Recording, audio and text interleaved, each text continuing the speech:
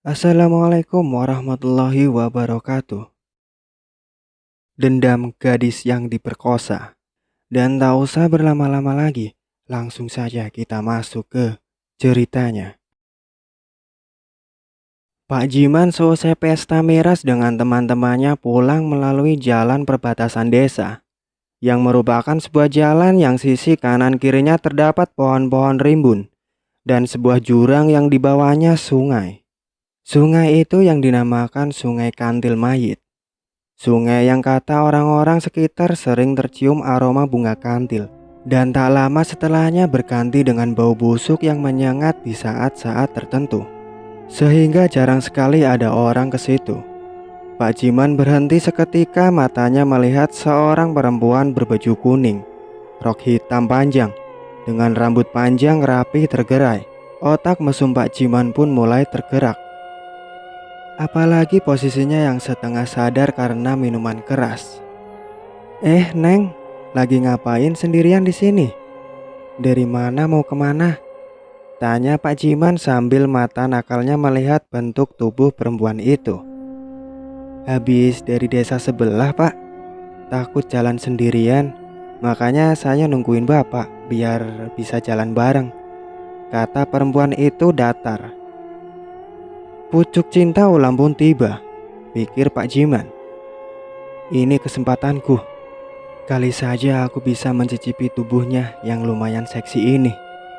Walah, ya sudah Neng kalau begitu. Pas banget Neng ketemu saya. Pak Jiman bersemangat. Iya Pak, ayo anterin saya pulang Pak, jawab perempuan itu. Ayo Neng, sambil berjalan mendekati perempuan itu. Kita naik andong itu aja Pak. Tiba-tiba perempuan itu memotong sambil menunjuk ke arah andong. Loh, kok ada andong? Perasaan dari tadi nggak ada andong deh. Pak Jiman berbicara dalam hati dengan penasaran. Mungkin aku terlalu fokus dengan perempuan itu, pikirnya lagi. Ya udah Neng kalau begitu, ayo naik, lanjut Pak Jiman. Setelah Pak Jiman membantu perempuan itu naik, Pak Jiman pun ikut naik dan duduk berhadapan dengan perempuan itu.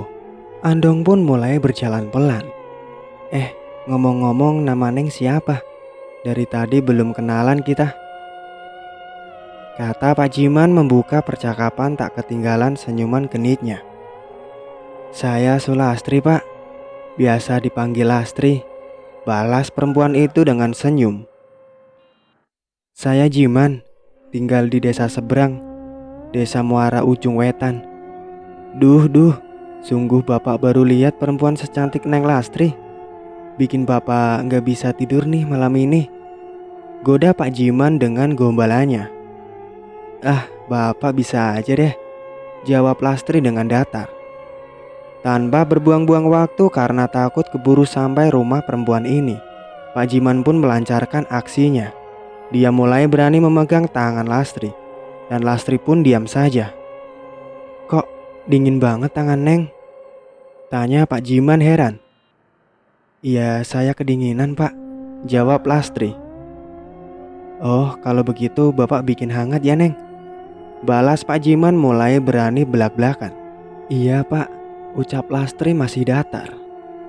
Mendengar itu Pak Jiman pun berpindah tempat duduk di sebelah Lastri. Dengan tetap memegang tangannya, Pak Jiman mulai sedikit lebih berani. Diciumnya tangan Lastri, dan Lastri hanya diam saja dengan tatapan kosong masih ke depan. Dirangkulnya perempuan yang bernama Lastri itu, sambil tangan kirinya menyusuri tangan sampai pundak, leher dan wajah Lastri. Dia menoleh wajah Lastri dengan tangan kirinya, sehingga wajah Pak Jiman dan Lastri saling berhadapan. Pak Jiman pun mulai mendekatkan bibirnya dengan bibir Lastri sambil menutup mata. Pak Jiman melancarkan aksinya. Namun saat sudah dekat, Pak Jiman tiba-tiba mencium bau busuk bercampur bau anyir darah. Karena penasaran, Pak Jiman pun membuka matanya. Sontak Pak Jiman kaget setengah mati dengan apa yang dilihatnya. Perempuan yang bernama Lastri yang tadinya cantik, seksi, kulitnya putih bersih, rambutnya panjang rapi, kini berubah menjadi menyeramkan. Mata kirinya berlubang mengeluarkan darah dan nanah yang bau. Wajahnya rusak dengan adanya luka goresan seperti digores pisau di seluruh wajahnya. Si, si, siapa kamu? Tanya Pak Jiman ketakutan. Tanpa menjawab, Lastri hanya tertawa cekikikan. Melihat itu Pak Jiman pun semakin takut dan berpindah duduknya di tempatnya semula. Pak Kusir, tolong berhenti, ada setan, teriak Pak Jiman tergagap. Pak Jiman menoleh ke arah kemudi kusir Andong tersebut. Betapa kagetnya Pak Jiman. Ternyata dari tadi Andong ini berjalan sendiri tanpa kusir. Melihat ini tidak ada jalan lain. Dia memilih lompat dari Andong daripada di sini terus bisa pingsan atau mati. Tubuh Pak Jiman terguling-guling di tanah bebatuan. Dengan masih menahan sakit, Pak Jiman berdiri dan berlari dengan tenaga yang masih tersisa. Di tengah Pak Jiman berlari, dia mendengar perempuan itu tertawa cekikikan lagi. Kali ini rasanya semakin terdengar keras di telinga Pak Jiman. Keesokan harinya, jam alarm berbunyi. Aku bangun dengan mengucek mata sambil mematikan alarm. Ku tengok jam alarm tadi. Pukul 4 aku bangkit dan merapikan tempat tidurku. Lalu aku berjalan ke kamar mandi untuk mencuci muka. Ku ambil handukku yang ku gantungkan di belakang pintu kamar mandi. Dinginnya pagi ini tidak seperti kemarin-kemarin. Mungkin karena tadi malam hujan, pikirku. Aku pun ke dapur untuk membuat secangkir kopi. Dingin-dingin begini enak nih ngopi, pikirku. Dengan membawa secangkir kopi dan tak ketinggalan rokok dan ponselku, aku duduk di ruangan depan. Kusulut rokok kretekku yang aku lihat tinggal 1 batang. Tumben Lastri jam segini belum mengirim pesan singkat kepadaku. Biasanya dia jam segini sudah mengirimku beberapa pesan singkat kepadaku. Pikirku dalam hati sambil memandang ponselku berharap berdering menerima pesan dari tunanganku Lastri. Biasanya jam segini dia sudah mengirimku pesan singkat yang isinya, "Pagi sayang, bangun sayang, jangan lupa sholat subuh ya," dan sebagainya. Hampir separuh rokok kuhisap, tak juga ponselku berdering. Mungkin kali ini aku lebih duluan mengirim pesan ke dia, pikirku. Mungkin dia kelelahan dan belum bangun. Setelah selesai mengetik, ku kirim pesanku pada Lastri. Sambil menunggu pesan terkirim, kupandangi terus ponselku. Kenapa tidak ada laporan terkirim? Apakah nomor Lastri tidak aktif ya? Tapi selama ini nomornya selalu aktif. Tidak biasanya dia seperti ini, gumamku sendiri. Mungkin dia lupa mengecas ponselnya, pikirku. Rokok pun habis. Aku memutuskan untuk menjalankan sholat subuh sambil menunggu kabar balasan dari Lastri, tunanganku. Kulihat ibuku sudah bangun dan sedang berwudu. Aku pun meminta ibu untuk sholat berjamaah. Aku adalah anak satu-satunya. Selama 8 tahun kami sudah ditinggal ayah. Ayah meninggal dalam sebuah kecelakaan kerja yang merenggut nyawanya. Ayah tertimpa besi rangka baja saat membuat sebuah bangunan pabrik garmen di sebuah kota. Kami sangat terpukul karena kehilangan ayah. Sebagai kepala keluarga yang mencari nafkah untuk kehidupan kami berdua, beliau juga sosok ayah yang baik, panutan bagiku. Selesai sholat subuh bersama ibu, aku berniat kembali ke ruangan depan untuk menghabiskan kopi dan mengecek apakah pesanku sudah sampai ke Lastri atau mungkin Lastri sudah membalas pesanku. "Salim, kenapa wajahmu nampak gelisah begitu?" Tiba-tiba ibu bertanya saat aku ingin kembali ke ruangan depan. "Tidak apa-apa, Bu," jawabku. "Jangan bohong pada ibu. Ibumu ini tidak bisa kamu bohongi," lanjut ibu. "Ini tentang Lastri, Bu. Biasanya setiap pagi dia mengirim pesan ke Salim. Tapi hari ini Lastri tidak mengirim pesan ke Salim. Salim sudah mengirimnya pesan. Namun tadi pesan Salim belum terkirim juga. Kayaknya nomornya tidak aktif, Bu," jawabku menjelaskan. "Oh, itu toh yang membuat kamu gelisah. Mungkin Lastri kelelahan atau mungkin juga Lastri lupa mengecas ponselnya," jelas ibuku. "Iya, Bu. Salim juga beranggapan seperti itu, Bu. Mungkin sekarang Lastri sudah membalas pesan Salim, Bu. Balasku dengan penuh harapan. Ya sudah, sana kamu cek ponselmu. Dan jangan lupa mandi. Ibu mau siapin sarapan buat kita dulu, kata ibu yang mulai berjalan ke dapur. Aku pun kembali duduk di kursi depan. Sambil meraih ponselku, aku menyalakannya. Ternyata belum juga ada balasan dari Lastri. Ku cek pesanku di kotak terkirim. Belum terkirim juga. Aku coba telepon, tetap saja tidak aktif nomornya. Ya Allah, kenapa perasaan tak tenang begini? Ada apa dengan Lastri? Semoga dia baik-baik saja ya Allah ya Rob. Batinku dalam hati. Ku tengok jam pada ponselku. Sudah pukul 5:30. Mana mungkin seorang Lastri bisa jam segini belum bangun? Karena dia setiap hari terbiasa bangun jam 4. Atau mungkin sebelum jam itu. Karena dia harus ke pasar dan mempersiapkan semua bahan untuk membuat bubur ayam. Jam 5 pun dia seharusnya sudah keliling ke sekitar pasar dan kampungnya. Hatiku pun semakin resah dan pikiranku tak karuan. Salim, cepat mandi. Sudah siang. Kamu kan harus berangkat kerja, teriak ibuku dari dapur. Iya Bu, jawabku. Aku pun menyingkirkan hal-hal buruk tentang Lastri. Selesai mandi, aku bergegas berganti pakaian kerjaku. Sambil ku sempatkan mengecek ponselku kalau Lastri membalas pesanku. Hatiku mencelos. Lastri belum juga membalas pesan dariku. Salim, sudah selesai ganti bajunya. Ini sarapannya sudah siap nak. Tiba-tiba ibu berkata setengah teriak, sehingga membangunkan lamunanku. Iya Bu, sebentar lagi Salim selesai, jawabku sambil ku keluarkan kepalaku ke pintu. 5 menit kemudian, aku ke meja makan, menyusul ibuku yang sudah menungguku di sana. Ayo kita sarapan dulu nak, kata ibu. Iya Bu, jawabku. Rasanya aku tidak ingin makan. Pikiranku terus ke Lastri, sehingga aku hanya mengambil sedikit nasi. Tumben kok sedikit sekali makanmu nak? Biasanya banyak kan? Apalagi ibu masak masakan kesukaan kamu. Sayur kentang, sayur bayam, dan perkedel. Ada apa sebenarnya? Lastri sudah membalas pesanmu? Tanya ibu yang melihat raut mukaku. Salim seperti tidak nafsu makan Bu. Salim kepikiran Lastri terus. Jelasku, Lastri belum juga membalas pesanku Bu. Ponselnya masih saja tidak aktif, sambungku. Apa mungkin Lastri sakit nak? Ya sudah, nanti ibu coba ke rumahnya. Ibu juga takut terjadi apa-apa dengan calon mantu ibu, kata ibu ingin membuatku lebih tenang.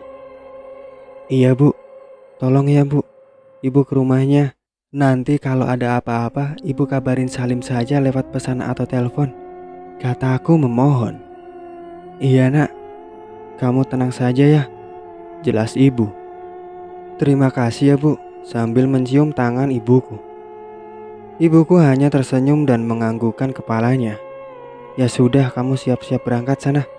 Sudah jam 6 loh, kata ibu sambil melihat jam dinding.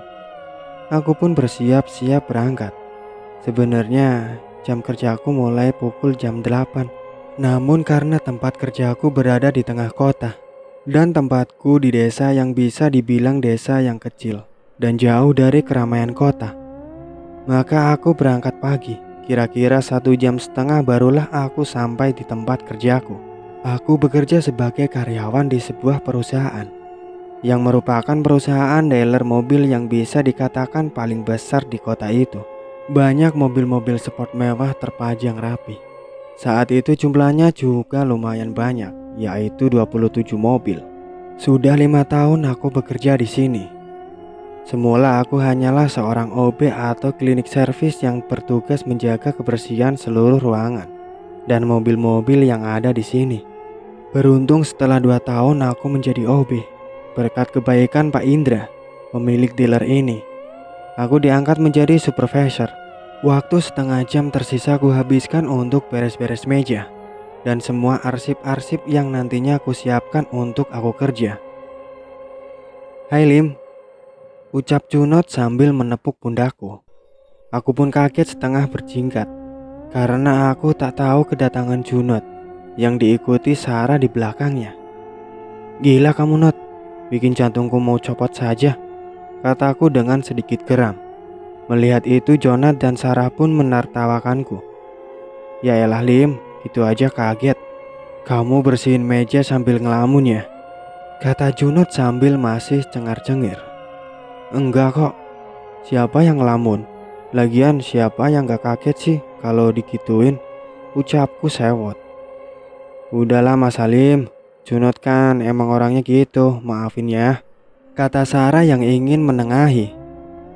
Walaupun aku seorang supervisor, aku tidak menganggap rendah bawahanku. Aku menganggap semua sama, yaitu kerja dengan orang. Seperti Junot dan Sarah, dia adalah teman baikku selama ini. Iya Sarah, aku tahu kok. Udah biasa Junot kayak gitu, kataku. Oke Pak Supervisor, saya mau beres-beres dulu ya, kata Junot melangkah ke depan dengan masih cengar-cengir. Mas Halim kenapa? Ada masalah? Kalau mau cerita-cerita saja, Sarah dengerin kok, kata Sarah padaku. Ini sebenarnya tentang Lastri Sar, tunanganku. Dengan beberapa kali menghela nafas, hari ini tidak biasanya dia tidak SMS aku. Jangankan SMS, nomornya juga tidak aktif, sambungku. Terus Mas sudah coba datang ke rumahnya? Tanya Sarah. Belum, karena rumah Lastri agak jauh dari desaku. Lagian juga aku harus buru-buru berangkat kerja kan, jawabku sambil menatap ponselku. Ya nanti sehabis pulang kerja, Mas Salim langsung ke rumah Mbak Lastri aja. Jadi Mas Salim gak kepikiran terus kayak gini. Mungkin saja ponselnya rusak Mas, apalagi gak ada pulsa. Hehe, ungkap Sarah sambil garuk kepala. Ya kali aja, mungkin aku saja yang terlalu berlebihan, timpalku. Ya sudah, aku ke depan dulu ya Mas, mau bantu Junot ngecek mobil-mobil di depan, kata Sarah sambil melangkah ke depan. Aku pun hanya mengangguk. Sebelum aku duduk di kursiku, aku sempatkan menelpon nomor Lastri lagi. Nomor yang ada 7 sedang tidak aktif. Cobalah beberapa saat lagi. Itu selalu kudengar saat mencoba menelpon Lastri. Pikiranku pun kembali dipenuhi rasa khawatir. Hari ini aku benar-benar tidak konsen untuk bekerja. Aku putuskan untuk pergi ke dapur untuk membuat secangkir kopi tanpa menyuruh Pak Dedi, OB di sini. Loh, Mas Salim mau bikin kopi? Biar saya buatkan Mas, ungkap Pak Didi yang tiba-tiba masuk ke dapur. Gak apa-apa Pak, saya lagi kepengen buat kopi sendiri saja. Bapak sudah bersihin mobil-mobil di depan? Tanya aku mengalihkan perhatian. Iya ini niatnya mau bersihin Mas, tapi tadi lihat Mas pas lewat ke sini, jawabnya. Oh, iya gak apa-apa Pak. Bapak bersihin saja mobil-mobilnya. Ini juga udah mau selesai bikin kopinya, balasku meyakinkan. Ya sudah, saya ke depan ya Mas. Pak Didi minta izin. Iya Pak, jawabku singkat. Aku pun kembali ke kursiku dengan secangkir kopi di tanganku. Aku keluarkan rokok yang kubeli sewaktu aku berangkat tadi pagi. Kuhisap dalam-dalam rokokku, dan pikiranku terus saja tentang Lastri. Aneh, kenapa aku sebegitu gelisah dan sepanik ini ya? Hatiku seakan-akan tidak enak, seperti terjadi sesuatu dengan Lastri. Gumamku dalam hati sambil mengisap rokokku. Pikiranku mulai kemana-mana, membayangkan apa saja yang mungkin terjadi dengan tunanganku Lastri. Mataku menatap jendela yang tembus ke jalan raya, tanpa mengabaikan kendaraan lalu lalang dengan ramainya. Lastri? Apa itu Lastri? Gumamku. Aku pun berdiri mendekat ke jendela. Samar-samar kulihat seorang wanita berdiri di seberang jalan. memakai baju warna kuning dan rok panjang hitam dengan tatapan ke arahku. Karena saking banyaknya kendaraan lalu lalang menghalangi pandanganku, aku pun keluar untuk memastikan itu Lastri apa bukan. Setelah sampai di depan, anehnya, wanita tadi sudah tidak ada. Kemana perginya dia? Apa dia Lastri? Gumamku sambil terus mata ini mencari-cari wanita tadi. Aku yakin tadi itu Sulastri. Matanya, rambutnya, pakaiannya dan roknya sama persis seperti punya Lastri. Mas Salim kenapa? Lihat apaan sih? Tanya Sarah yang tiba-tiba muncul membuyarkanku. Gak apa-apa kok. Cuman tadi aku kayak lihat orang mirip banget sama Lastri. Jawabku kembali mataku mencari wanita yang mirip Lastri tadi. Mana mas? Gak ada tuh. Mas salah lihat kali. Pasti mas sangat kepikiran sama Mbak Lastri ya. Makanya ke bawah halu gitu, kata Sarah menjelaskan. Mungkin juga ya Sar. Ya sudah, aku masuk ke dalam lagi ya, kataku sambil berjalan ke dalam. Jam seakan lama sekali berputar. Sementara keinginanku ingin segera ke rumah Lastri untuk mengetahui apa yang terjadi. Kalaupun dia sakit, pasti sakitnya parah. Aku khawatir karena Lastri hidup seorang diri. 3 tahun lalu ibunya meninggal karena sakit kanker otak. Sedangkan ayahnya sudah lama bercerai dan menikah lagi sejak Lastri masih berumur 3 tahun. Tiba-tiba ponselku berdering. Seketika itu membangunkan lamunanku. Ternyata telepon dari ibuku. Halo, Assalamualaikum nak. Ibuku mengawali pembicaraan. Iya, waalaikumsalam bu. Bagaimana bu? Ibu sudah ke rumah Lastri? Gimana keadaannya bu? Apa Lastri sakit parah kah bu? Tanyaku dengan pertanyaan yang memberondong. Sudah nak, tapi ibu tidak menemukan Lastri di rumah. Rumahnya terkunci. Ibu tadi sempat takut kalau Lastri kenapa-napa di dalam. Sampai ibu meminta bantuan tetangga sekitar untuk mendobrak pintu rumah Lastri, ungkap ibu. Lalu bagaimana Lastri bu? Dia kenapa? Potongku. Dengarkan dulu nak. Setelah para tetangga berhasil mendobrak pintu rumah Lastri, kami tidak menemukannya. Lastri tidak ada di mana-mana nak. Barang-barangnya pun masih ada dan lengkap. Ibu juga sempat menanyai beberapa tetangga Lastri, namun mereka semua tidak tahu, ungkap ibu setengah menangis. Ya Allah bu, kemana Lastri sebenarnya? Aku sungguh sangat kepikiran bu. Tenang nak, nanti setelah kamu pulang kerja, kita ke rumah Lastri lagi. Kita cari sama-sama ya nak, kata ibu. Iya bu, terima kasih ya bu sudah mau mencari Lastri. Nanti aku dari sini langsung jemput ibu ya, jawabku. Iya nak, kamu jangan kepikiran yang aneh-aneh dulu ya. Fokus sama kerjaan kamu dulu, tutur ibu. Iya bu, assalamualaikum, jawabku mengakhiri telepon. Iya nak, waalaikumsalam. Sungguh hari ini pikiranku terus memikirkan Lastri. Entah mengapa aku sangat mencemaskannya. Ingin rasanya segera pulang saat ini juga untuk mencari Lastri. Tapi mau bagaimanapun pekerjaanku merupakan tanggung jawab dan kewajibanku. Jam pun menunjukkan pukul 5 sore. Aku bersiap-siap untuk pulang. Setelah sampai di rumah, ibuku ternyata sudah menungguku di depan rumah. Tanpa basa-basi aku dan ibuku langsung menuju rumah Lastri. Sesampainya di sana, aku langsung mencoba masuk ke rumah Lastri. Namun hasilnya nihil. Aku dan ibuku tidak menemukan Lastri dimanapun. Ibu, sebenarnya Lastri kemana ya? Kataku terisak. Sabar sayang, coba kita tanya-tanya lagi ke tetangga ya, usul ibuku.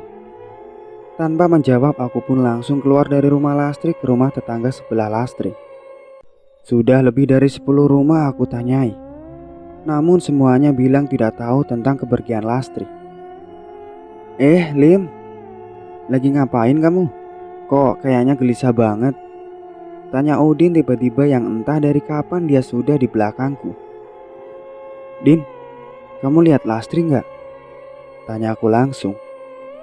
Enggak tuh, emang dia kenapa? Kayaknya kamu gelisah bener. Tanya Udin balik. Seharian ini Lastri nggak ada di rumah, kabarnya pun nggak ada. Aku khawatir dia kenapa-napa, Din. Jawabku. Mungkin dia pergi sama pacar barunya, ninggalin kamu yang gak punya apa-apa. Kata Udin yang sangat membuat hatiku geram. Namun aku memilih diam karena aku lebih ingin fokus ke pencarian Lastri. Aku pun meninggalkannya. Aku sudah tidak heran dengan Udin dan beberapa laki-laki di kampung Lastri. Ban motorku pun sering dikempesin saat aku sedang ngapel ke rumah Lastri, karena mereka menyukai Lastri dan iri melihatku bisa memiliki Lastri. Karena Lastri merupakan bunga desa di kampungnya. Tak terasa sudah 3 jam lebih aku dan ibuku mencari Lastri. Sampai aku mendatangi tempat-tempat yang sering dia lewati saat berkeliling berjualan bubur ayam. Namun hasilnya tetap saja nihil.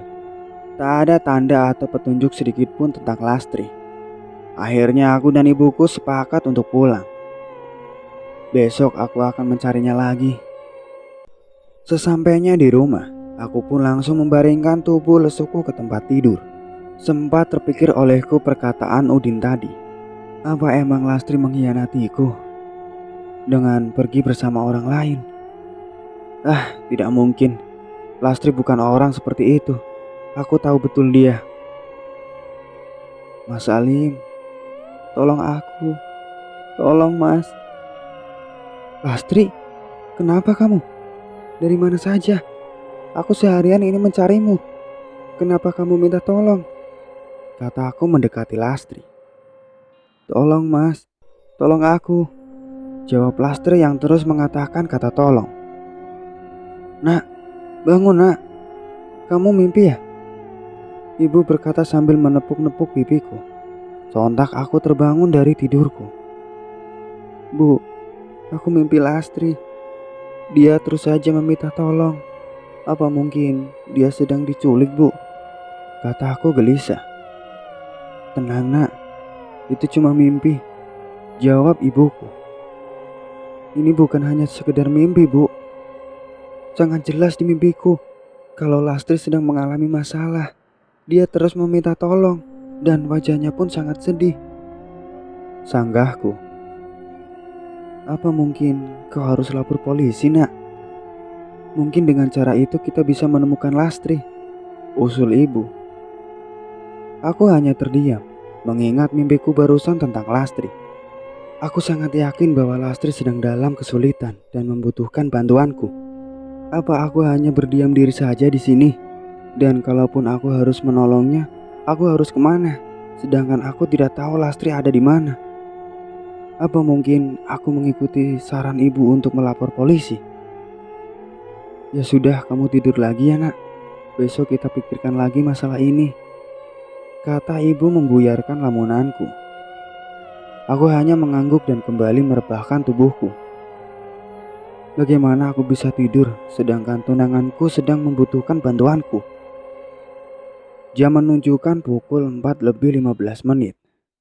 Aku bangun dari tempat tidurku. Aku mencuci muka dan membuat segelas kopi. Mataku merasa berat karena semalaman sejak aku bermimpi Lastri, aku tidak bisa memejamkan mataku lagi. Tiba-tiba pintu depan berbunyi. Siapa yang bertamu pagi-pagi begini? Pikirku. Iya, sebentar. Jawabku setengah berteriak. Setelah aku membuka pintu, terkejutlah aku melihat orang yang aku lihat di depanku saat ini.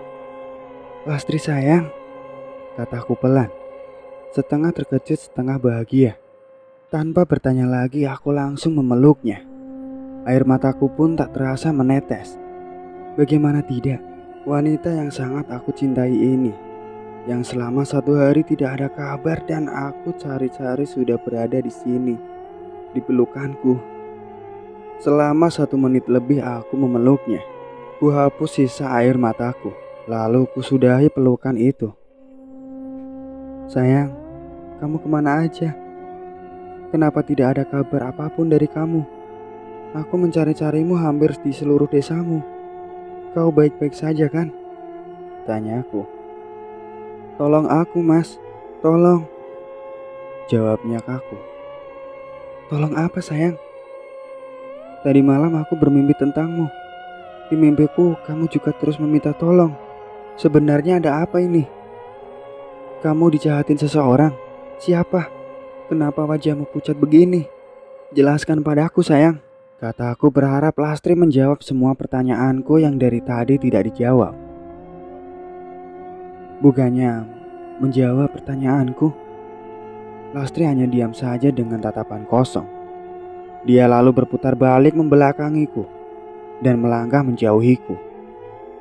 Melihat itu aku pun berusaha mengejarnya. Namun tiba-tiba saja Lastri hilang, lenyap entah kemana. Lastri, kemana kamu? Aku berteriak sambil terus mencarinya. Salim, sedang apa kamu di sini? Ibu dengar kamu sebut-sebut nama Lastri barusan. Apa Lastri barusan ke sini? Tanya ibuku yang sedikit mengagetkanku. Iya, Bu. Tadi Lastri ke sini. Tapi setelah aku menanyainya, Lastri justru bilang minta tolong seperti di mimpiku, Bu. Terus dia pergi begitu saja tanpa mengatakan apapun padaku. Saat Salim kejar Lastri, dia sudah menghilang entah kemana. Jelasku pada ibu. Kok aneh ya? Kenapa Lastri jadi seperti itu? Tanya ibuku lagi. Entah, Bu, Salim bingung dengan semua kejadian ini. Jawabku sambil menundukkan kepala. Mungkin Lastri memang sedang ada masalah besar, Nak. Namun dia belum bisa menjelaskan padamu. Ayo kita sholat subuh. Kita doakan Lastri bersama. Jelas ibu sambil merangkulku masuk ke dalam rumah. Pagi harinya. Hari ini aku datang terlambat ke tempat kerjaku. Karena aku sebenarnya enggan untuk berangkat kerja. Tapi aku tidak bisa lari dari tanggung jawabku. Pak Supervisor, kenapa tuh mukanya sedih begitu? Ucap Junot saat aku berjalan ke mejaku. Aku tak mengubris pertanyaan Junot. Ku letakkan tasku ke meja dan langsung berjalan ke dapur. Pak Didi, tolong buatkan kopi untukku. Ucapku kepada Pak Didi yang sudah ada di dapur. Iya siap, Mas. Nanti saya antar ke meja, Mas. Jawab Pak Didi. Iya, makasih, Pak. Kataku sambil melangkah kembali ke mejaku. Hei Lim, kamu kenapa sih sebenarnya? Tanya Junot yang masih di dekat mejaku. Iya, Mas. Benar kata Junot. Siapa tahu kita bisa bantu. Kata Sarah yang tiba-tiba datang. Aku pun duduk dengan suara pelan aku menjawabnya. Ini tentang Lastri, kataku pelan. Lastri tunanganmu, yang dulu sempat kau perkenalkan dia denganku dan Sarah. Kenapa dia? Tanya Junot. Aku akhirnya menceritakan semuanya pada Junot dan Sarah. Mungkin dengan aku bercerita pada mereka, beban pikiranku akan berkurang. Aneh, dia bisa menghilang begitu saja. Apa kau tak mengejarnya? Tanya Junot. Sudah, aku sudah mengejarnya. Dia benar-benar cepat sekali menghilang. Entah kemana perginya aku tak tahu. Balasku.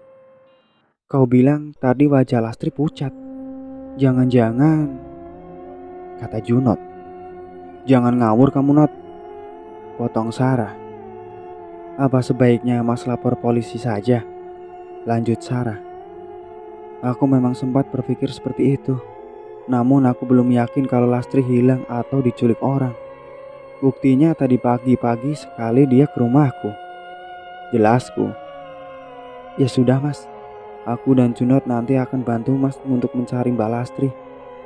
Mas yang sabar ya, kata Sarah sambil menepuk bahuku.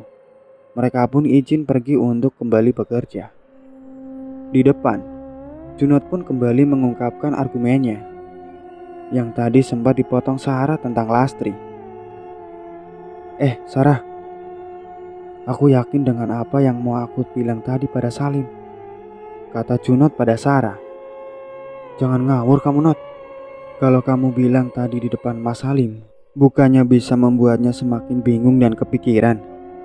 Jawab Sarah agak keras.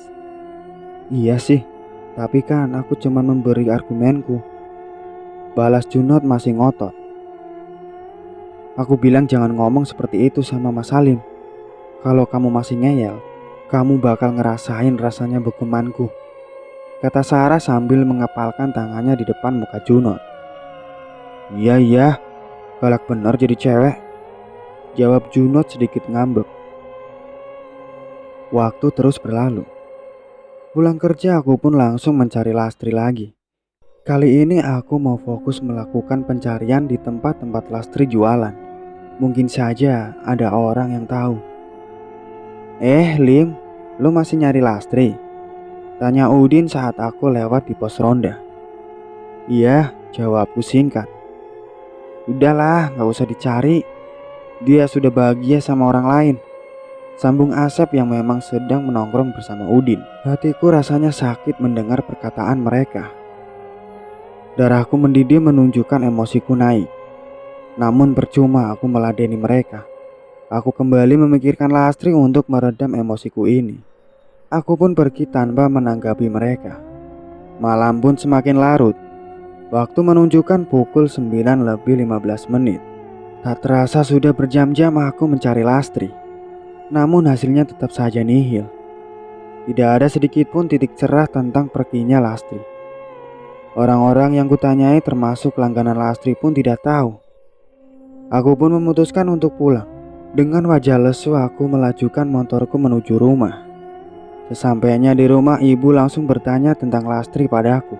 Namun aku hanya menggeleng lesu sambil melangkah menuju kamar. Karena kelelahan aku pun tertidur. Di sisi lain, di kampung Lastri, Udin, Asep, Cahyo dan Agus sedang menongkrong sambil minum minuman keras. Gus, lu beli minuman lagi sono? Udah mau habis nih, kata Udin sambil memberikan uang 100.000 kepada Agus. Oke Din, Cahyo temenin gua yuk, balas Agus. Lo takut Gus? Kata Cahyo. Enak aja, gua cuma pengen ada teman ngobrol di jalan, biar kagak sepi. Ayo cepat, jangan banyak bacot, balas Agus sambil menarik tangan Cahyo. Cahyo pun pasrah dan ikut Agus untuk membeli minuman. Karena tempatnya lumayan jauh, yaitu di kampung sebelah. Mereka berangkat dengan motor Udin. Di tengah perjalanan, Gus, ada cewek lagi berdiri sendirian loh, kata Cahyo tiba-tiba. Sampai Agus pun mengerem motornya. Gila tuh cewek, jam segini ngapain di sini? Nunggu siapa coba? Balas Agus penasaran. Gimana Gus? Kita sikat apa gimana? Kata Cahyo. Memang dasar otak mesum lo yuk. Udahlah kita tinggalin aja. Nanti bos Udin kelamaan nungguin lagi. Ntar kita juga kena dampratnya. Balas Agus tidak setuju. Karena Cahyo tetap bersikeras, Agus pun mengalah dan membiarkannya untuk mendekati cewek itu. Namun baru beberapa langkah Cahyo berjalan untuk mendekati perempuan itu. Dari arah sebaliknya terdengar suara gemerincing lonceng dan tapak kuda. Benar saja, dari kejauhan terlihat lentera andong yang semakin jelas mendekat dan berhenti tepat di depan perempuan itu. Sial, gagal deh rencana gue. Umpat Cahyo mengamati perempuan itu naik ke andong. Udah yuk, cepat kita jalan lagi, kata Agus sambil menstarter motornya. Ya sudahlah ayo, jawab Cahyo yang siap membonceng. Namun sialnya, motor yang dari tadi di starter tak kunjung hidup. Sial nih motor, kenapa pakai acara macet segala? Di tempat kayak gini lagi, tukas Agus. Agus dan Cahyo pun turun dari motor dan mulai memeriksanya. Gus, itu andong cepet bener jalannya. Sepertinya kudanya lagi ngamuk, ucap Cahyo kaget karena andong itu sudah dekat dengan mereka. Minggir cepat, andong itu mau menabrak kita, teriak Agus melompat menghindar. Namun naas, Cahyo yang tidak sempat berlari menghindar itu tertabrak Andong dan tubuhnya sempat terseret bersama motor Udin. Melihat temannya sudah tak sadarkan diri, Agus pun memegang pergelangan tangan Cahyo. Namun Agus sudah tidak merasakan denyut nadinya. Melihat sahabatnya meninggal, Agus emosi dan berlari ke arah Andong yang sudah berhenti beberapa meter di depannya. Agus bermaksud meminta pertanggungjawaban dari si pemilik Andong tadi. "Hei, turun kamu! Temanku meninggal. Kamu harus tanggung jawab!" teriak Agus sambil berlari. Namun Agus tak melihat di mana kusir Andong itu. Dia hanya melihat penumpangnya saja, yaitu perempuan tadi. "Kabur kemana dia? Kau pasti tahu kemana dia kan?" tanya Agus pada perempuan itu. Namun perempuan itu tidak menjawab. Dia hanya menundukkan kepalanya. "Kau tuli, aku bertanya padamu, kenapa kau diam saja? Kau pasti membantu kusir itu untuk kabur ya?" tanya Agus lagi emosi. Lagi-lagi perempuan itu hanya diam saja. Kepalanya tetap saja menunduk. Karena merasa tidak dijawab, Agus menghampiri perempuan itu. "Woi, aku bertanya padamu, kenapa kamu tak menjawab?" bentak Agus dari dekat. Perempuan itu mulai menegakkan kepalanya, menoleh melihat Agus. Betapa terkejutnya Agus melihat itu, sampai dia mundur beberapa langkah ke belakang hingga terjatuh. "Lastri, bukannya kau sudah mati?" tanya Agus tergagap. Namun perempuan itu hanya tersenyum sambil terus matanya melotot melihat Agus tanpa berkedip. Tak lama dia pun tertawa cekikikan, membuat bulu kuduk Agus bergidik. Perempuan itu turun dari Andong dan mendekati Agus. "Kau mau apakan aku, Lastri? Jangan bunuh aku. Aku mohon. Aku cuma disuruh. Ampuni aku, Lastri," kata Agus ketakutan dan melas. Namun lagi-lagi perempuan itu tak menjawab. Dia mengarahkan tangannya seakan mau mencekik leher Agus. Melihat itu Agus mundur dengan masih merangkak di tanah. Agus berpikir secepat mungkin dia harus menjauh, agar perempuan itu tak bisa menjangkaunya. Namun Agus salah. Walaupun dia sudah merasa agak jauh dari perempuan itu, lehernya mulai sakit. Sambil memegangi lehernya, Agus berteriak minta ampun. Tubuh Agus perlahan mulai terangkat.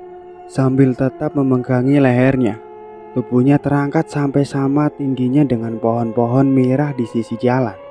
Agus pun sudah tidak bisa mengeluarkan sepatah kata pun dari mulutnya, karena rasa cekikan pada lehernya yang semakin kencang. Tak hanya sampai di sini, Agus merasa badannya berputar, kepala di bawah dan sedangkan kakinya di atas. Dia hanya bisa pasrah melihat dirinya sebentar lagi akan mati. Dan benar saja, tubuh Agus pun jatuh. Brak! Agus jatuh dengan kepala membetur batu-batuan di pinggir jalan. Kepalanya bocor, dan terlihat darah yang terus merembas keluar dari kepalanya. Di sisi lain, jam alarm berbunyi seperti biasa di kamar Salim. Salim terbangun sambil tangannya mematikan alarm di samping bantalnya. Sungguh tidur yang lelap, batinku. Aku bangun dari tempat tidurku, berjalan menuju kamar mandi. Sampai di dapur aku melihat ibuku yang entah bangun jam berapa. Kulihat ibu sedang memotong daun bawang. "Ibu, sudah bangun juga?" tanyaku. "Sudah, Nak. Ibu mau ke pasar. Bahan-bahan dan bumbu dapur sudah hampir habis," jelas ibuku. "Oh iya, Bu. Mau Salim antar?" tawarku. "Tidak usah, Nak. Ibu jalan kaki sambil hitung-hitung olahraga," jawab ibu sambil tersenyum. "Ya udah, Bu. Salim mandi dulu," kataku sambil membuka pintu kamar mandi. Ibuku hanya tersenyum dan mengangguk. Selesai mandi aku pun berganti pakaian. Sarapan sudah ibu siapkan di meja makan. Namun sebelum aku menyantap makananku, aku dikagetkan oleh suara kentongan dan teriakan beberapa warga. Karena penasaran, aku pun keluar untuk melihat dan memastikan apa yang sebenarnya terjadi. Kulihat beberapa tetangga juga mulai keluar rumah. "Ada mayat! Ada mayat!" teriak orang yang tadi memukul kentongan. Aku pun penasaran dan mencoba mendekati orang-orang yang mulai berkumpul di sana. "Maaf Pak Rusti, apa benar ada mayat ditemukan? Memang mayatnya siapa Pak?" tanya aku penasaran pada Pak Rusti yang saat itu sudah ada di situ. "Iya Mas Salim, di perbatasan desa. Tadi Pak Karyo dan Pak Trisno pas mau ke ladang melihat dua mayat yang keadaannya sudah mengenaskan. Mas Salim tahu itu mayat siapa?" "Mayat itu adalah Agus dan Cahyo, pemuda desa sebelah," ungkap Pak Rusti menjelaskan. "Innalillahi wa innalillahi rojiun. Memang mereka meninggal karena apa Pak?" tanya aku lagi. "Belum ada yang tahu Mas, tapi perkiraan karena dibunuh seseorang. Ya Mas tahu sendiri kan, mereka berdua termasuk pemuda yang perilakunya kurang baik, urak-urakan dan bandel. Mungkin saja mereka dibunuh oleh musuhnya," jawab Pak Rusti. "Mending sekarang kita lapor polisi saja Pak. Keluarganya juga harus kita beritahu. Untuk masalah pembunuhan dan motifnya apa, kita serahkan saja sama pihak yang berwajib," kataku. Aku melihat jam di arlojiku. Waktu masih menunjukkan pukul 5:15. Aku pun berniat untuk ikut dengan warga. Toh masih jam segini, masih ada lumayan banyak waktu sebelum berangkat kerja, batinku. Kami pun sepakat untuk membagi rombongan menjadi 3. Pak Mamat, Pak Trisno, Pak Karyo ke kantor polisi untuk melapor. Karena Pak Trisno dan Pak Karyo adalah saksi penemuan mayat tersebut, Pak Maman dan Pak Sutar ke rumah keluarga Cahyo, sedangkan aku dan Pak Rusti ke rumah keluarga Agus, dan sebagian warga ke lokasi penemuan mayat untuk menjaga dan mengamankan lokasi tersebut sebelum pihak yang berwajib datang. Perkiraanku dan Pak Rusti tepat. Sesampainya di rumah keluarga Agus, pihak keluarga belum mengetahui kejadian ini. Sontak mereka semua kaget. Ibunya seketika meledak tangisnya, meraung-raung dan akhirnya tak sadarkan diri. Melihat itu, kami pun menunggu keadaan sedikit tenang. Setelah agak tenang dan ibunya Agus mulai sadar, kami mengajak mereka ke lokasi kejadian. Sampai di tempat kejadian yang kami lihat sudah tampak ramai. Beberapa polisi pun sudah ada di sana. Mayat Agus Cahyo langsung dievakuasi. Tak lupa sekeliling lokasi diberikan pagar garis kuning untuk selanjutnya olah TKP. Isak tangis dan jerit pecah dari kedua keluarga korban. Tak terasa sudah jam 6. Aku pun memutuskan untuk pulang, bersiap untuk berangkat kerja. Ku ambil tas dan helm dan langsung berangkat mengendarai motorku. Setengah jam lebih aku pacu motorku di jalan desa. Baru setelah itu masuk ke kota. Hari ini tak seperti kemarin-kemarin yang ramai dan sesekali macet. Mungkin aku berhenti sebentar untuk mengopi. Lagian hari ini jalan tidak macet, pikirku. Aku pun menghentikan motorku tepat di depan sebuah warung yang termasuk kecil. Namun warung ini dilindungi pohon-pohon di sekelilingnya, membuat sejuk dan merasa nyaman. Kusandarkan motorku dan aku berjalan masuk ke dalam warung tersebut. Kulihat pemilik warung sudah tua. Mungkin ku taksir umurnya sudah 70 tahunan lebih. Ditemani seorang cucu perempuan yang berumur sekitar 21 tahun. "Nek, kopi hitam 1 ya, sama rokok filternya 1 bungkus," kataku pada nenek pemilik warung, sambil tanganku menyomot gorengan yang ada di meja. Maklum aku tadi tidak jadi sarapan. "Iya nak, tunggu sebentar ya," jawab nenek. "Sari, tolong buatkan kopi untuk masnya ini," perintah nenek itu pada cucunya. "Baik nek," jawab anak itu yang ku ketahui namanya Sari. Sepintas aku melihat Sari tampak mirip dengan Lastri. Namun Sari sedikit agak pendek dan rambutnya sedikit lebih panjang dan lurus daripada Lastri. Matanya mirip Lastri, Namun dia tidak memiliki lesung pipi seperti Lastri. Melihat Sari, aku pun kepikiran lagi tentang Lastri.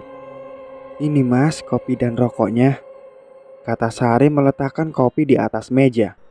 Seketika aku tersadar dari lamunanku. "Iya, terima kasih mbak," jawabku. Aku pun menghisap rokok tersebut. Dengan kondisiku saat ini, hanya rokoklah temanku di saat banyak pikiran seperti sekarang ini. Lagi enak-enaknya menyeruput kopi, nenek pemilik warung berjalan mendekatiku dan berkata, "Sepertinya lagi ada masalah besar nak." "Apa tentang tunanganmu yang hilang itu?" kata nenek itu yang sontak membuatku kaget dan hampir menumpahkan kopi yang saat ini kupegang. "Nenek kok bisa tahu?" "Maaf, sepertinya kita baru bertemu. Apa mungkin nenek kenal dengan ibuku?" jawab heran. "Tidak nak, memang benar kita baru kali ini bertemu. Nenek juga tidak mengenal ibumu. Nenek tahu karena membaca pikiranmu," ucap nenek yang membuatku semakin penasaran. "Itu berarti nenek mengenal Lastri tunanganku?" tanya aku lagi. "Tidak nak, aku tidak mengenalnya. Dan aku mungkin tidak pernah melihatnya. Nenek punya keahlian lebih dari kecil. Atau orang sekarang menyebutnya indera keenam," jawab nenek menjelaskan. "Kalau begitu, nenek tahu kemana perginya Lastri tunanganku, nek?" tanya aku berharap nenek itu bisa membantuku untuk mengetahui keadaan Lastri. Namun nenek tersebut malah memalingkan wajahnya menatap jalan. Kutunggu sampai nenek itu menjawab. Namun nenek itu tetap tidak mengucapkan satu kata pun dari mulutnya. "Nek, nenek tahu tidak kemana perginya tunanganku?" tanya aku mengulangi. Kali ini dia kembali menatapku. "Nanti kamu akan tahu sendiri nak. Bukan sekarang. Waktu yang akan menjawab. Kamu sabar ya," ucap nenek yang semakin membuatku bingung. "Memang ada apa nek? Kok aku tidak boleh tahu sekarang?" tanya aku lagi. Aku pun mulai menceritakan pertama kali saat Lastri hilang tak ada kabar. Mimpiku yang melihat Lastri meminta tolong. Sampai Lastri ke rumahku dan mengatakan hal yang sama seperti di mimpiku. Juga dengan Lastri yang pergi menghilang begitu saja. Itu semua baru tanda-tanda awal nak. Semua pasti akan kamu ketahui saat waktunya telah tiba. Maaf, nenek cuma bisa memberitahumu itu nak, kata nenek sambil berdiri dan masuk ke dalam. Aku pun kembali melamun. Pikiranku semakin bingung dibuatnya. Aku bingung dengan apa yang dikatakan nenek pemilik warung tadi. "Mas, gak usah dipikirin. Kalau nenek bilang seperti itu, pasti itu semua adalah yang terbaik buat Mas," kata Sari yang tiba-tiba keluar dari dalam. "Apa nenekmu sering begitu kepada semua orang yang melihatnya sedang ada masalah?" tanya aku. "Iya memang tidak semua sih mas. Cuman yang benar-benar mengalami masalah yang besar saja. Kadang nenek menjawabnya secara langsung. Kadang juga seperti jawaban yang diberikan pada mas tadi. Tapi selama ini perkataan dan penglihatan nenek selalu benar," jelas Sari yang membuatku bingung. "Jadi aku saat ini dalam masalah besar?" tanyaku. "Ya bisa dibilang begitu mas. Masnya sabar saja. Seperti yang dikatakan nenek, Mas akan tahu semuanya saat sudah tepat pada waktunya," jawab Sari. Sebenarnya masih banyak pertanyaan-pertanyaan yang ingin aku lontarkan pada Sari. Namun waktu yang tak bisa diajak kompromi. Aku pun menghabiskan kopiku dan mengeluarkan dompet. Ku ambil uang untuk membayar kopi, rokok yang aku beli, dan beberapa gorengan yang aku makan tadi. "Makasih mbak, kapan-kapan aku mampir lagi. Sebenarnya masih banyak pertanyaan yang ingin kutanyakan pada mbak," kata aku setelah menyerahkan uang pas pada Sari. "Iya mas, tapi jangan malam ya mas, karena warung tutupnya jam 5 sore," jawab Sari. Aku pun mengangguk pada Sari. Sebelum meninggalkan warung, aku sempat melihat ke dalam sebuah ruangan di mana nenek masuk ke ruangan itu. Berharap nenek tadi keluar. Sepertinya nenek itu tidak akan keluar. ucapku dalam hati. Aku pun kembali melanjutkan perjalanan menuju tempat kerjaku. Setelah 30 menit aku pun sampai. Pagi Mas Salim. Tumben, biasanya Mas Salim duluan sampai sini.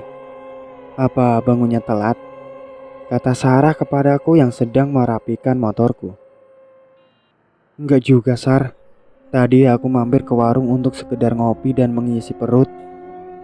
Di rumah tadi aku tidak sempat sarapan, jawabku.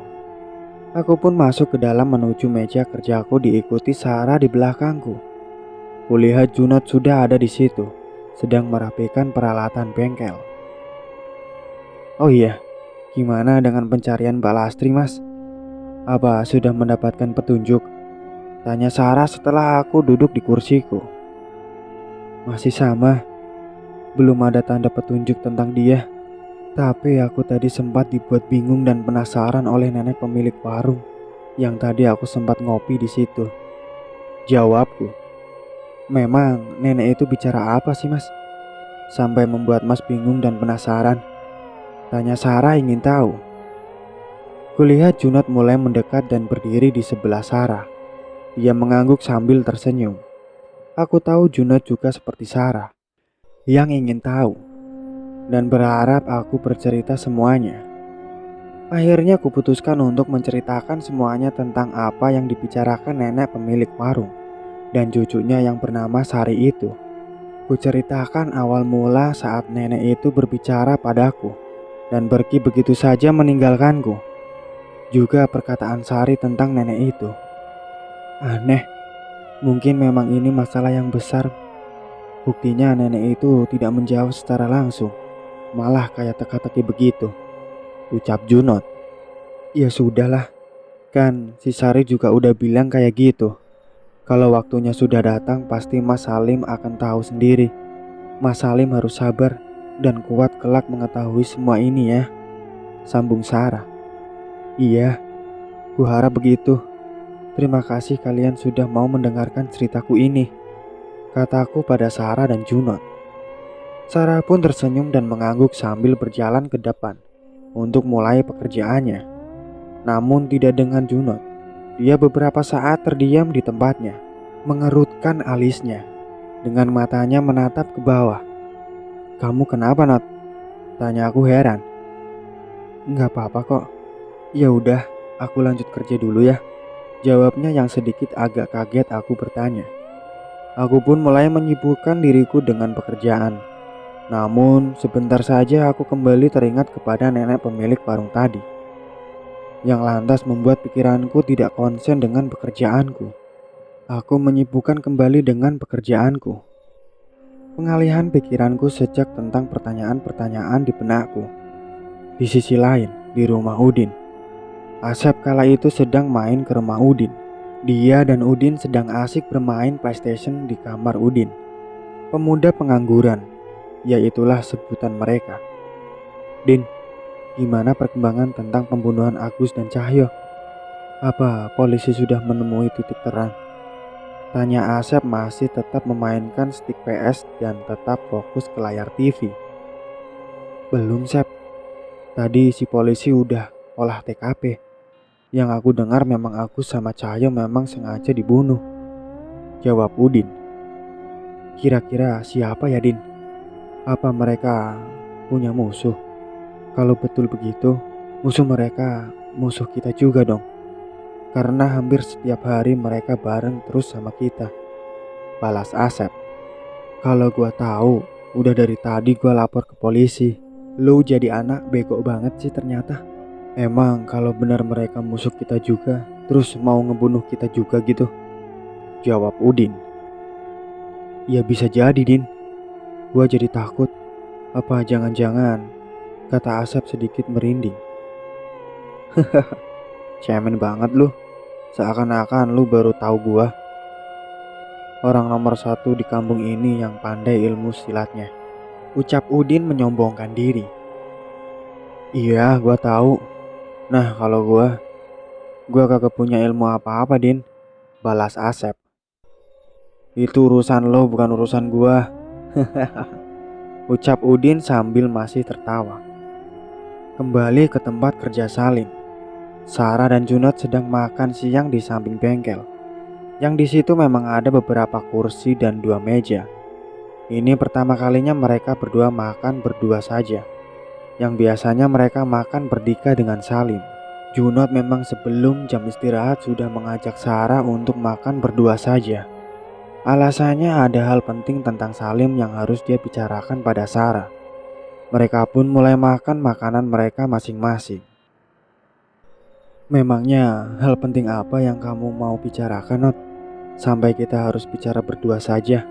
Tanya Sarah yang sedari tadi penasaran tentang apa yang akan dibicarakan oleh Junot. Tentang Lastri yang hilang gak wajar. Tidak ada seorang pun tahu kemana perginya. Dan tentang perkataan anak pemilik warung tadi yang diceritakan sama Mas Salim.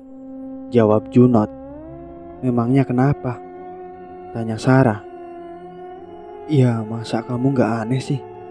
Aku dari awal Lastri itu sudah... Kata Junot terputus ketika Sarah tak sengaja menjatuhkan sendoknya. Kan udah pernah gue bilang, jangan terlalu gampang menyimpulkan deh. Kamu tahu kalau misal Mas Salim dengar apa yang kamu katakan sekarang ini. Balas Sarah yang memotong perkataan Junot tadi. Tapi feeling aku belum pernah meleset.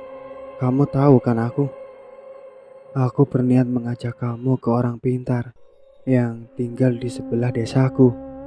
Kita tanyakan padanya kemana sebenarnya Lastri pergi. Itu pun kalau kamu mau. Kalau tidak mau ya terpaksa aku kesana sendiri. Jawab Junot. Ya ampun Not, kamu ini memang ya. Kamu percaya sama dukun, musyrik tahu tidak? Kata Sarah sewot. Dia bukan dukun Sar, dia orang alim, Haji. Pak Haji Asma namanya. Beliau biasa dimintai tolong oleh warga sekitar dalam masalah-masalah yang dianggap gaib. Jelas Junot meyakinkan Sarah. Jadi menurutmu hilangnya Mbak Lastri itu merupakan hal gaib? Aneh kamu, kata Sarah tak yakin. Iyalah, aku yakin sekali. Ayolah kamu juga ikut denganku ke rumah Pak Haji Asman, agar kita tahu apa yang sebenarnya terjadi dengan Lastri sebenarnya. Apa kamu tidak kasihan melihat Salim setiap hari ngelamun begitu, mikirin Lastri terus? Ucap Junot berharap Sarah menyetujui dan mau ikut bersamanya. Sarah hanya diam. Dia memikirkan perkataan Junot. Ada benarnya sih, dan tidak ada salahnya aku ikut bersamanya ke rumah Pak Haji Asman. Toh dia bukan dukun. Kok malah diem? Bagaimana? Mau ikut kan? Ayolah, kata Junot lagi. Iya, aku ikut deh, jawab Sarah akhirnya. Sip, nanti sepulang dari sini kita langsung ke sana ya. Dan jangan sampai Salim tahu rencana kita, ungkap Junot. Sesuai perkataan Junot, setelah pulang kerja kami berangkat ke rumah Pak Haji Asman. Setengah jam perjalanan akhirnya kami sampai di sebuah rumah yang lumayan besar, bercat putih dengan ukiran kaligrafi huruf Arab yang dipasang di atas pintu. Assalamualaikum. Junot mengucap salam sambil mengetuk pintu. Waalaikumsalam. Siapa ya? Jawab seorang dari dalam rumah. Saya Pak Haji, Junot. Balas Junot. Pintu pun terbuka. Seseorang dengan perawakan agak tinggi tersenyum pada kami. Oh kamu Not, ayo masuk, kata Pak Haji yang mempersilahkan kami masuk. Iya terima kasih Pak, jawab kami bersamaan. Pak Haji pun mempersilahkan kami berdua duduk. Setelah itu kami duduk disusul dengan beliau. Ada keperluan apa Dek Junot? Tumben main ke rumah Bapak. Ini pacar kamu, kata Pak Haji pada Junot. Bukan Pak Haji, dia teman kerja saya kok. Iya, maaf sudah mengganggu nih Pak Haji. Ada sesuatu yang ingin kutanyakan, jawab Junot. Sesuatu apa? Coba jelaskan. Kalau memang Bapak bisa bantu pasti akan Bapak bantu, katanya sambil tersenyum pada kami. Junot pun menceritakan semuanya tentang Salim, hilangnya Lastri. mimpi Salim dan juga perkataan nenek pemilik warung. Sarah pun mengiyakan sambil mengangguk sesekali. Setelah kami rasa semuanya telah kami ceritakan, kami menunggu jawaban dari Pak Haji Asman. Beliau menghela nafas sejenak, lalu tiba-tiba mengalihkan pandangan ke pintu. Beberapa saat beliau kembali menatap kami dan beliau berkata, "Apa yang dibicarakan nenek tadi memang benar. Karena yang dialami dia tadi itu, Bapak juga mengalaminya. Dia sebenarnya dilarang oleh seseorang untuk mengatakan pada Salim. Bapak juga sama, diminta untuk tidak memberitahu kalian," kata Pak Haji yang terpotong saat ada perempuan parubaya yang kami ketahui pembantunya Pak Haji. Pembantunya tersebut membawa 3 cangkir gelas, 2 cangkir kopi dan 1 cangkir teh. "Terima kasih, Bi," kata Junod diikuti Sarah. "Silahkan diminum deh Junod, Mbak Sarah," kata Pak Haji. "Iya Pak Haji, maaf kalau kami sudah merepotkan," jawab Sarah. "Oh tidak, cuma sekedar kopi dan teh kok. Jangan sungkan," ucap Pak Haji yang mulai menyeruput kopi. "Iya Pak, terima kasih," jawab kami hampir bersamaan. Setelah beberapa saat, Pak Haji Asman mulai melanjutkan perkataannya tadi yang sempat terpotong. "Tapi Bapak akan tetap mengatakannya, karena ini menyangkut nyawa beberapa orang. Dan memang hal ini sudah mulai terjadi, walaupun semua ini sedikit terlambat, karena sudah ada korban nyawa," kata Pak Haji. "Maaf, saya tidak paham maksud Pak Haji. Memang siapa yang melarang Bapak untuk memberitahu kami? Dan tentang menyangkut nyawa beberapa orang, memang mereka siapa Pak? Kata Bapak sudah ada korban. Korban siapa Pak?" tanya Sarah yang kelihatan bingung mendengar perkataan Pak Haji Asman. "Begini nak, mungkin juga kalian tidak akan percaya apa yang Bapak sampaikan pada kalian. Lastri sebenarnya sudah meninggal," jawab Pak Haji. Meninggal? Bapak serius?" kata Sarah yang sontak membuat Sarah begitu kaget. "Iya Sarah, tadi arwah Lastri datang ke sini, berdiri di depan pintu itu, melarang Bapak untuk memberitahu kalian yang sebenarnya. Sama seperti nenek pemilik warung yang kamu ceritakan tadi. Mungkin nenek itu tidak punya keberanian seperti Bapak," jelas Pak Haji Asman. Beliau meneguk kopinya dan mulai menyalakan rokok kreteknya yang sebenarnya dari tadi sudah dipegangnya. Keadaan sunyi sesaat sampai Pak Haji melanjutkan perkataannya. "Lastri meninggal dengan rasa dendam yang teramat sangat dalam. Dendamnya yang akan membuat semua pelaku yang terlibat dalam pembunuhan itu, dia akan menuntut balas tentang siapa yang menjadi korban. Bapak tidak tahu, namun akan ada lagi korban selanjutnya nanti. Kita harus mencegahnya melakukan itu. Insya Allah Bapak akan bantu kalian dalam masalah ini," jelas Pak Haji. "Terus bagaimana dengan teman saya Salim Pak? Apa kita harus memberitahunya tentang semua ini?" kata Junod yang sedari tadi diam. "Jangan dulu nak. Bapak tahu Salim mungkin tidak akan percaya dengan penjelasan kita ini. Dia akan tahu semuanya nanti," jawab Pak Haji Asman. "Kalian pulang dulu saja. Bapak akan mengabari kalian lewat telepon jika saatnya nanti tiba. Semoga tidak akan terjadi korban nyawa lagi," sambung Pak Haji. Mereka berdua masih terdiam sampai akhirnya mereka mempercayakan semuanya pada Pak Haji Asman. Setelah berpamitan, mereka pun meninggalkan rumah Pak Haji Asman. Junod pun mengantarkan Sarah pulang ke rumahnya. Sesampainya di depan rumah Sarah, Junod dan Sarah mengobrol sejenak. "Tuh kan Sar, apa yang aku bilang? Lastri sebenarnya sudah meninggal kan?" kata Junod pada Sarah yang baru saja turun dari jok belakang motor Junod. "Aku masih belum percaya dengan semua ini Not. Kalau benar Mbak Lastri sudah meninggal, bagaimana perasaan Mas Salim yang kelak akan mengetahui semuanya?" jawab Sarah nada sedih. "Aku juga tidak tahu Sar. Pasti dia bakalan hancur banget. Aku gak bisa ngebayangin Salim akan kehilangan seseorang yang sangat dia cintai itu. Namun semua ini sudah takdir. Kita hanya bisa berdoa. Semoga saja apa yang terjadi sekarang ini adalah jalan terbaik dari yang di atas. Ungkap Junot yang sekarang juga kelihatan sama sedihnya dengan Sarah. Iya, aku harap juga gitu. Ya udah, aku masuk duluan ya. Kamu hati-hati di jalan. Balas Sarah yang siap melangkah masuk rumahnya. Keesokan harinya di rumah Salim.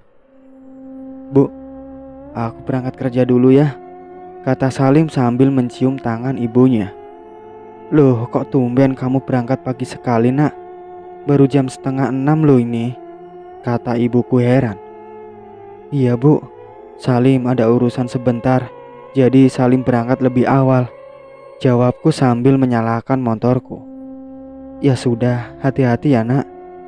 Iya bu, assalamualaikum. Waalaikumsalam, jawab ibuku.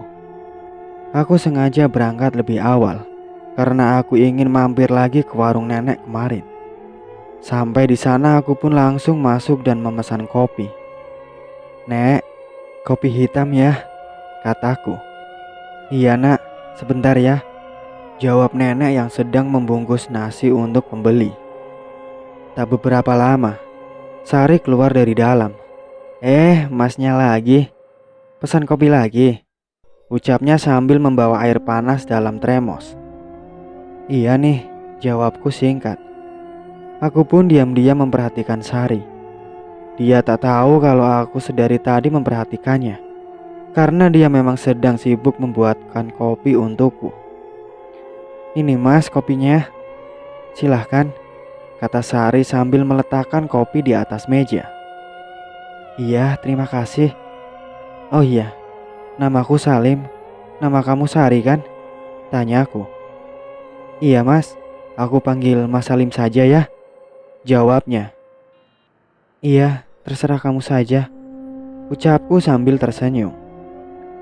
Sari, nenek mau ke pasar dulu ya, ada beberapa bumbu-bumbu yang habis, kata nenek. Biar Sari saja nek yang ke pasar, jawab Sari pada neneknya. Biar nenek saja, kamu tungguin warung saja dan temenin Mas Salim juga, ucap nenek yang sudah menenteng keranjang plastik untuk membawa belanjaannya nanti. Ya sudah nek, hati-hati nek, balas Sari. Sari pun duduk di depanku yang hanya terhalang meja. Namun selama beberapa menit kami diam. Jujur, aku agak malu. Kamu cuma tinggal dengan nenek kamu? Tanyaku yang akhirnya memulai pembicaraan. Iya mas, dari umur 8 tahun, ayah dan ibuku meninggal dalam kecelakaan. Motor mereka ditabrak mobil box yang tiba-tiba oleng, kata Sari. Maaf ya, bukan maksudku membuat kamu sedih, ucapku. Enggak kok mas, balasnya sambil tersenyum. Setengah jam lebih aku mengobrol dengan Sari. Sebenarnya aku masih betah mengobrol dengannya, namun aku harus berangkat bekerja. Sungguh, kuakui Sari orangnya asik, dan aku pun nyaman saat dengan dia. Setiap hari sebelum berangkat aku pun selalu mampir, walau hanya sekedar ngopi. Saat itu aku dan Sari semakin dekat. Dan tentang neneknya, beliau entah kenapa selalu menghindariku. Dengan alasan pergi ke pasar, keluar sebentar, dan pernah beliau beralasan tidak enak badan, sehingga beliau tidak keluar sama sekali. Hanya Sari yang selalu menemaniku. Dia yang setia mendengarkan curhatanku setiap hari. Sesuatu yang aneh pun muncul dari hatiku. Apa mungkin dia mirip dengan Lastri? Aku tak boleh suka dengannya. Aku sudah punya Lastri. Genap 10 hari sudah Lastri menghilang. Aku yang terus mencarinya sampai hilang harapan. Tidak ada tanda-tanda sedikit pun tentang keberadaannya. Malam itu seperti biasa, aku mencari Lastri, menelusuri jalan kampungnya, dan sesekali bertanya saat aku melihat beberapa orang. Hasilnya tetap nihil. Aku pun memutuskan pulang karena sudah jam setengah 10 malam. Namun saat di perjalanan, aku mendengar teriakan seseorang perempuan. Kuhentikan motorku, kulihat sekelilingku, namun aku tak melihat apa-apa. Hanya pohon-pohon yang cukup besar yang aku lihat. Karena memang jalan ini sudah jauh dari rumah-rumah warga. Aku pun terus memasang telingaku, berharap suara minta tolong tadi terdengar lagi. Namun setelah beberapa menit aku tidak mendengarkannya lagi. Aku pun memutuskan melanjutkan perjalanan pulang. Saat ingin menstarter motorku, aku mendengar suara minta tolong itu lagi. Tolong, tolong aku. Mendengar itu aku yakin memang ada seseorang yang membutuhkan pertolongan. Aku baru sadar ada sebuah mobil yang terparkir di pinggir jalan yang lumayan jauh dariku. Sehingga aku tadi tidak melihatnya. Aku pun mengetahui dan mulai berjalan menuju sumber suara tadi. Yang ku ketahui sumbernya tak lain berasal dari bukit sebelah kiriku. Walaupun bulan bersinar terang, yang kulihat beberapa hari lagi akan purnama. Namun aku tetap menyalakan senter di HP-ku. Ku terabas sesekali akar belukar yang menghalangi jalanku. Tolong jangan lakukan ini, kumohon. Teriak suara itu lagi, disertai tawa seseorang laki-laki. Aku menuju ke suara itu, yang kurasa sudah dekat. Ku matikan lampu senter pada handphoneku. Dan ternyata benar. Aku dikagetkan dengan seorang laki-laki yang sedang mengikat paksa seorang perempuan di sebuah gubuk kecil. Dan aku mengenal mereka berdua. Iya, dua-duanya. Laki-laki itu adalah Pak Diro, orang terkaya di kampung Lastri, pemilik usaha kayu lapis yang hasilnya diekspor ke luar negeri. Sedangkan perempuan tak lain adalah teman akrab Lastri, yaitu Risma. Aku yakin Pak Diro akan memperkosa Risma. Kulihat Pak Diro pun mulai membuka paksa baju Risma yang sudah terikat dan mulutnya disumpal kain. Melihat itu aku langsung berlari mendekat. Apa yang Bapak lakukan pada Risma? Kataku keras. Pak Diro pun terkejut melihat kedatanganku yang tiba-tiba. Kenapa kamu bisa ada di sini? Pergi kau. Jangan campuri urusanku dengan dia, balas Pak Diro. Tidak, aku tidak akan membiarkan semua ini. Perbuatan Bapak sangat memalukan. Sadarkan dengan apa yang Anda lakukan ini, kata aku kekeh. Sialan kau bocah tengik. Mau menasehatiku? Pergi, atau aku tidak akan segan-segan membunuhmu. Karena kau sudah tahu semua ini, bentak Pak Diro sambil mengambil sebuah golok yang ada di bawah gubuk. Aku mohon, jangan lakukan itu Pak. Aku tidak akan memberi tahu tentang perbuatan Bapak ini, asalkan Risma Bapak lepaskan, kataku berharap Pak Diro menyanggupi permintaanku. Tidak, aku tidak akan melepaskan dia. Tidak juga kamu. Kalian harus mati, bentaknya. Namun saat Pak Diro hendak menyerangku, kami dikejutkan suara semak-semak yang seolah menandakan ada beberapa orang yang datang. Melihat itu aku pun merasa agak tenang. Mungkin orang itu akan bisa membantuku menyelamatkan Risma. Suara langkah kaki semakin dekat. Kulihat bayang-bayang dua orang sedang berjalan ke arah kami. Dan benar saja, mereka dua orang yang aku kenal, Udin dan Asep. Namun seketika harapanku tadi sirna, karena Udin dan Asep berdiri di samping Pak Diro, sambil masing-masing membawa sebuah golok. Aku mau lihat bisa apa kau sekarang, Salim. Si bocah ingusan. Mereka berdua yang akan membantuku untuk menghabisimu, kata Pak Diro senang dengan tatapan sadisnya. Tidak kusangka ternyata kalian ada di pihak laki-laki biadab ini. Walaupun kalian bertiga, aku tidak akan gentar menghadapi kalian. Dan aku akan tetap menolong Risma, jawabku menatap. Karena di sisi lain, aku memang bisa bela diri sejak aku SMP dulu. Dan sampai sekarang pun walaupun jarang, aku masih berlatih sendiri.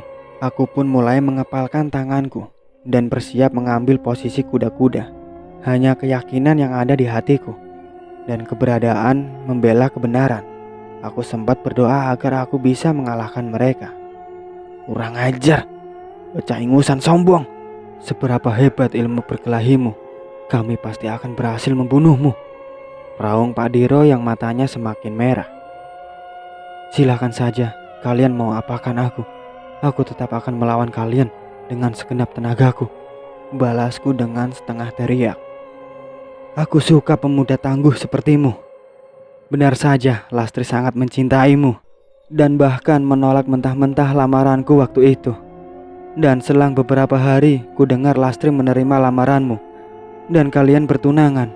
Aku merasa jengkel dan aku menyimpan dendam pada tunanganmu itu. Kau tahu aku apakan dia? Aku culik dan aku setubuhi hingga puas. Dan setelah itu aku berikan tubuhnya ke anak buahku ini untuk mencicipinya juga. Setelah itu kami bunuh dia.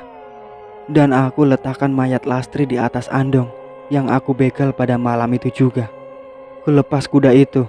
Aku gunakan andongnya untuk menaruh mayat Lastri bersama mayat si kusir. Kami dorong andong itu ke jurang, ke bawah sungai Kantil Mayit, tepat di bawah di mana ditemukan mayat anak buahku, Agus dan Cahyo. Dan aku sempat berpikir bahwa hantu Lastri lah yang membunuh mereka. Hahaha. Ungkap Pak Diro yang sontak membuatku terkejut dan darahku seketika mendidih mendengarnya. Sama sepertiku, Risma sama kagetnya denganku. Dengan teriaknya yang tersumpal kain, matanya melotot memandangi Pak Diro, seakan-akan dia juga sangat marah padanya. Dasar laki-laki biadab. Ternyata selama ini kau pelakunya di balik hilangnya Lastri. Aku tidak akan mengampuni perbuatanmu ini, bentakku yang siap menyerangnya. Namun lagi-lagi ada suara yang membatalkan niatku untuk menyerang mereka. Di kejauhan, tepatnya di bawah, di jalan tempat ku menaruh motor tadi, kami mendengar bunyi tapak kuda dan loncengnya yang berbunyi sesuai gerakan lari kuda itu. Aku sempat melihat mereka bertiga bergidik ngeri. Wajah yang kejam berubah seketika menjadi pucat. Aku tak memalingkan tatapanku ke mereka bertiga. Dengan telinga masih mendengarkan suara tapak kuda yang semakin dekat. Aku tetap waspada kalau sewaktu-waktu mereka menyerangku. Tak lama suara itu berhenti. Berhenti dengan suara perempuan tertawa dengan keras. Suara itu sontak membuat kami terkejut. Apalagi mereka bertiga yang menggenggam golok di tangannya dengan gemetar. Aku masih mencari-cari dari mana asal suara tersebut. Namun tak kulihat seorang pun kecuali kami berlima. Bos, jangan-jangan itu hantu Lastri. Lebih baik kita pergi saja, ucap Udin yang wajahnya pucat dan gemetar. Diam kau. Kita akan tetap membunuh mereka. Cepat kalian serang dia, teriak Pak Diro kembali, wajahnya merah sambil menyuruh Udin dan Asep menyerangku. Dengan sigap aku pun maju untuk melawan mereka. Aku berhasil membuat jatuh si Asep dan membuatnya menjatuhkan goloknya. Asep tidak menyerah begitu saja. Dia bangun dan kembali menyerangku dengan tangan kosong. Sewaktu aku bergelut dengan Asep, Udin memanfaatkan itu. Dengan cepat dia menerjang ke arah belakangku. Mampus kau, kata Udin yang sempat kudengar. Aku mendengar bunyi golok bergelebat di udara. Aku tak sempat menghindar dari serangan Udin. Kurasakan punggungku basah oleh darah. Pakaianku sobek. Aku pun mundur. Sesaat kemudian baru aku merasakan sakit, perih yang amat sangat. Udin berhasil menyepetkan goloknya 2 kali ke punggungku, membuat 2 luka robek yang cukup dalam. Darah terus mengalir dari luka di punggungku. Namun aku tak boleh menyerah. Aku akan tetap maju menghadapi mereka, walaupun rasanya sakit sekali dan bahkan nyawaku taruhannya. Aku pun kembali ingin menyerang mereka. Namun tawa perempuan tadi tiba-tiba terdengar lagi. Tiba-tiba kami semua dikagetkan oleh seseorang perempuan yang duduk di sebuah pohon dengan mengenakan pakaian warna kuning, rok hitam panjang, dan rambut yang awut-awutan. Aku mengenali siapa perempuan itu. Ya, dia Lastri. Entah bagaimana aku sadar telah meneteskan air mata. Aku senang bisa melihat Lastri. Di sisi lain aku sedih melihat tunanganku itu sekarang telah menjadi hantu. Samar-samar aku mendengar suara beberapa orang lagi yang menerobos semak-semak. Betapa kagetnya aku melihat siapa mereka. Mereka adalah Sarah, Junot, Sari, dan seseorang laki-laki menggunakan jubah dan sorban putih. Salim, hampir saja kami terlambat. Oh iya, dia Pak Haji Asman yang akan membantumu, kata Juno tersengal karena kelelahan. Dari perkataan Juno tadi, aku mengetahui sosok laki-laki tadi adalah Pak Haji Asman. Kenapa kalian bisa tahu aku di sini?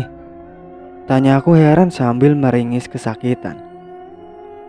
Pak Haji yang memberitahu kami bahwa kami harus segera ke sini, dan kami juga sempat menjemput Sari dan neneknya. Tapi nenek Sari tidak mau, balas Sarah menjelaskan. Lastri kembali tertawa, membuat Junot, Sarah, dan Sari kaget karena mereka tadi belum sempat melihat Lastri. Tidak dengan Pak Haji Asman yang tetap diam dan mengatakan sesuatu. Lastri, Sulastri, pulanglah nak. Jangan kau turuti dendam setan yang merasukimu.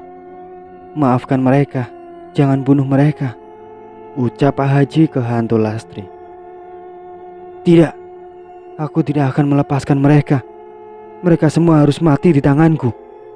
Mereka sudah merenggut kesucianku dan membunuhku secara keji.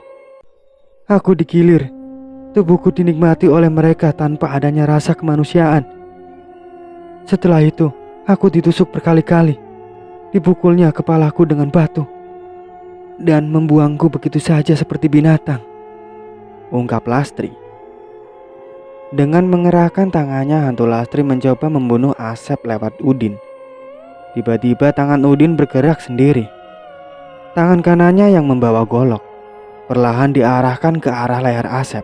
Asep yang tak menduga Udin akan membunuhnya hanya bisa diam tanpa bisa bergerak sedikit pun. Dan Udin menyebatkan goloknya ke leher Asep sebanyak 2 kali, yang membuat Asep ambruk ke tanah. Dengan leher yang hampir putus, Sarah dan Sari menjerit ketakutan melihat kejadian itu. Pak Haji yang melihat itu langsung mengucapkan rapalan doa. Namun Pak Haji kalah cepat. Setelah membunuh Asep, Udin menggerakkan golok itu ke lehernya sendiri masih dengan arahan tangan Lastri. Udin menggolok lehernya sendiri, disertai teriakan kesakitan Udin. Dia terus menggorok lehernya sampai putus. Melihat itu, tangisan ketakutan Sari dan Sarah semakin jadi. Sari memeluk dengan tangan yang masih menutupi matanya. Kulihat Risma masih terdunduk di gubuk dengan tangan kaki terikat dan mulut disumpal kain pun ikut menangis ketakutan. Allahu Akbar. Tiba-tiba Pak Haji Asman berteriak sambil melempar tasbihnya ke arah hantu Lastri. Hantu Lastri pun meraung kesakitan menerima lemparan tasbih yang dilempar oleh Pak Haji. Setelah beberapa saat akhirnya hantu Lastri pun tenang kembali. Lastri, aku minta kau segera pulang ke alammu. Lupakan dendam itu. Dia yang bersalah akan menerima hukumannya. Biarkan kekasihmu Salim yang mengurusnya, kata Pak Haji. Seolah Lastri baru sadar ada aku di sini. Dia menoleh menatapku. Mas, maafin aku. Aku tidak bisa menjaga kesucianku. Dan maafkan aku telah membuatmu khawatir, Mas, kata Lastri menatapkan wajah kesedihannya. Akulah yang salah, Lastri. Aku yang tidak bisa menjagamu dari laki-laki brengsek ini. Akulah yang pantas disalahkan, sayang, jawabku sambil meneteskan air mata. Tidak, Mas. Kamu adalah laki-laki terbaik. Aku bangga sudah menjadi kekasihmu. Dendamku yang membuat arwahku dirasuki jin. Aku membalaskan dendamku. Namun sekarang aku harus pulang, Mas. Dendam ini kurasa sudah cukup. Aku percayakan laki-laki ini padamu, Mas. Biar pihak yang berwajib yang menghukumnya, ungkap Lastri.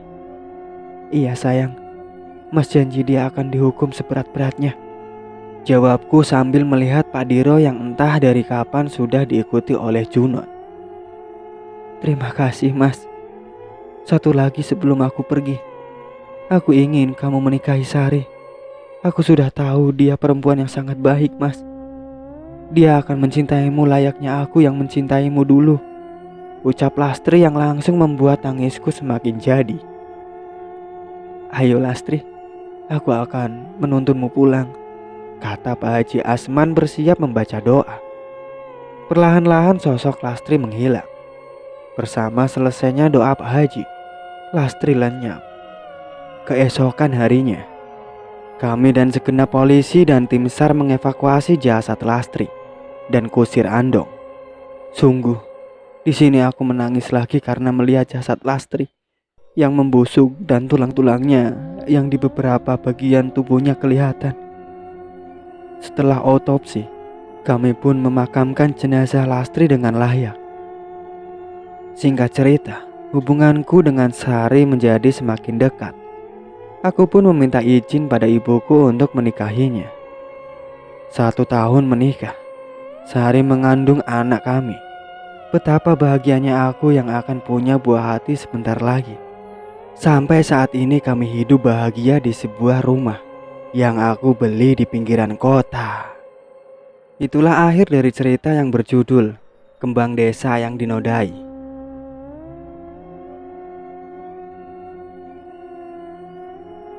Terima kasih banyak untuk kalian semua yang sudah setia mengikuti cerita ini sampai selesai. Nantikan cerita-cerita terbaru lainnya dari kami. Jangan lupa untuk like, komen, subscribe channel ini. Dan satu lagi, bunyikan lonceng notifikasinya. Wassalamualaikum warahmatullahi wabarakatuh.